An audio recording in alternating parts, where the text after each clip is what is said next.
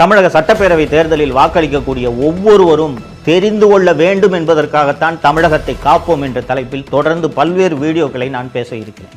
இந்த வீடியோக்கள் இந்த தேர்தலில் முக்கிய பங்காற்ற வேண்டும் என்றும் நான் விரும்புகிறேன். இந்த தேர்தல் எவ்வளவு முக்கியமானது என்று நான் கருதுகிறேன் என்றால், 5 ஆண்டு காலமாக திமுக என்ற விஷ கிருமி தமிழகத்தை ஆண்டு கொண்டிருக்கிறது.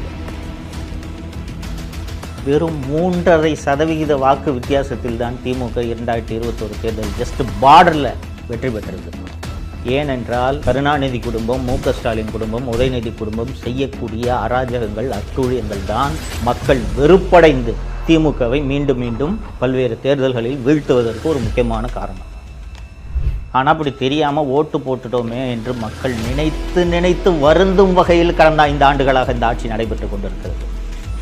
ஒவ்வொரு விஷயமாக தொடர்ந்து ஒவ்வொரு வீடியோலையும் நான் விளக்கி உங்களுக்கு பேச போகிறேன். அன்பார்ந்த தமிழ் வாக்காளர் பெருமக்களே, சட்டப்பேரவை